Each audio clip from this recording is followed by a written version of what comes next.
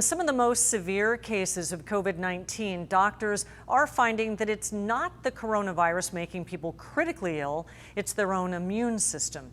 ABC 10 News anchor Derek Stahl goes in depth with a local company that believes it has the answer. The company is called Immune Bio. They're based in La Jolla. They have just 6 full-time employees, but they just got FDA approval to start a phase 2 clinical trial on their drug, which they believe can keep COVID patients out of the ICU.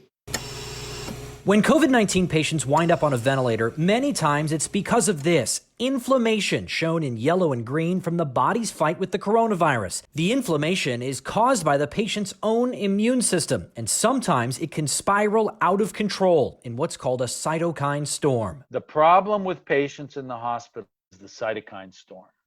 It's not the virus. It's the cytokine storm, which is the response to the virus. Dr. R.J. Tessie is the CEO of Immune Bio, which has a lab in the UK and headquarters in La Jolla.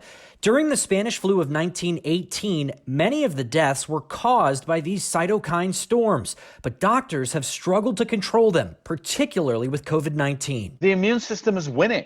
It's winning the battle. The problem is, it's fighting the battle so hard, it's actually making the patient sick. Cytokines are tiny signaling proteins that act like a messenger between cells. There are several different kinds of them, and if you suppress too many, you could weaken someone's immune system and let the virus win. You need to control the cytokine storm to keep patients from getting sick, and we believe the best way to do that is to target the master cytokine, which is soluble TNF, and we do that with our drug Quellor. Immune Bio says its drug Quellor only suppresses one very specific cytokine, one that's been linked to another troubling problem with COVID-19, blood clotting. When they write the history of COVID-19, the clots, the coagulopathy are going to be the bad guy, right? The boogeyman. And these blood clots go off everywhere and they gum up the works. They make it so the lungs can't work.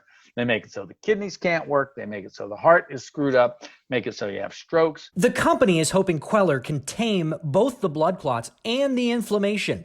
To find out, they're enrolling 366 hospitalized COVID patients for a phase 2 trial starting this month. Derek Stahl, ABC 10 News. Quellor has a similar approach to another experimental drug that we told you about 2 weeks ago. It is now being included in a cocktail with remdesivir in a federal study.